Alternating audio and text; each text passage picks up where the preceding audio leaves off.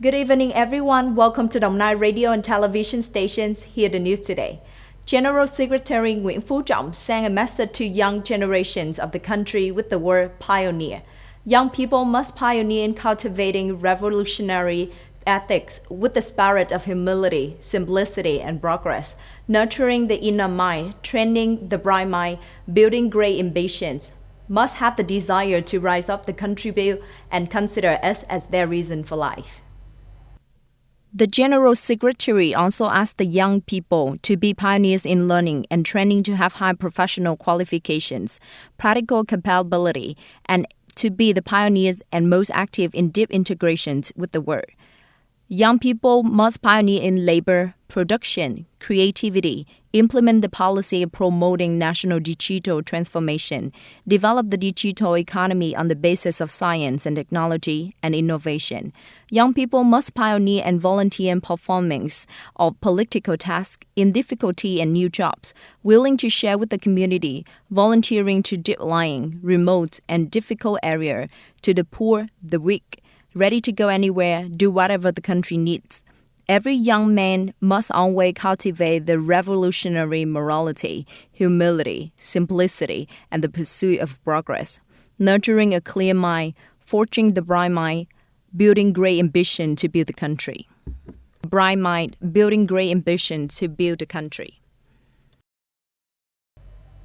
The Asian Development Bank (ADB) has just released the latest forecast, which lowered its economic growth forecast for developing Asia and the Pacific. However, the bank raised its forecast for Vietnam economic growth for 7.5% of year. Inflation forecast for 2022 is revised down to 3.5%. While trade continues to grow, there are signs that global demand for Vietnamese export is waning. Therefore, Vietnam's economic growth forecast in 2023 is revised down to 6.3% due to weakening the major trading partners.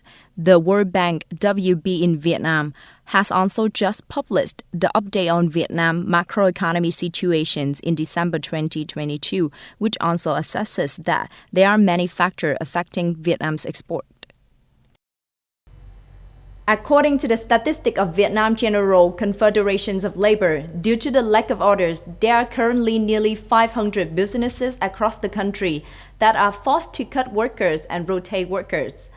The number of workers affected by their job also reached more than 630,000 people. More than ever, unemployed workers need support policies for the context that DMM and Tết holiday are approaching.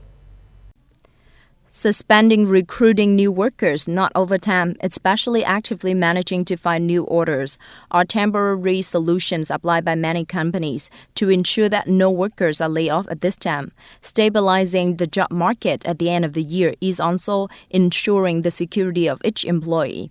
Faced with the situation, the new government issues Resolution 156 requesting the Ministry of Labor, Invalids and Social Affairs to direct and guide localities to encourage businesses to take practical measures to take care of and improve the material and social life of the employees, especially need to pay full salary and bonus at the end of the year, have a plan to organize supply-demand connections, and limit labor shortage after Tet.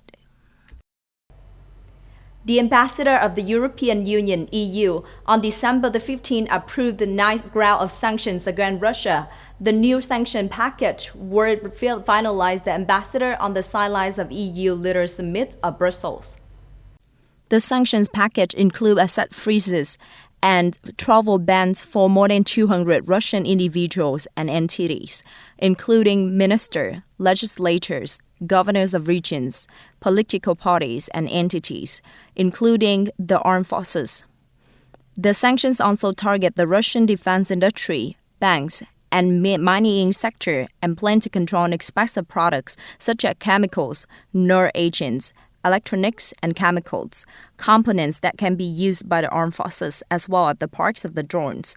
This package will be official on December the 16th. In another development, EU member states yesterday unanimously adopted the European Commission's recommendation to grant Bosnia and Herzegovina candidate state status. European Council President Charles Michel said to move sends a strong signal to people, but also to the expectations of the new authority to implement reforms. Bosnia and Herzegovina registered as an EU member in February 2016. After this, the EC proposed to award candidate status in October 2022 on the condition that Bosnia and Herzegovina strengthen the rule of law, fight corruption, and organized crime, manage migration. That is the end of our news today. Thank you for your time listening.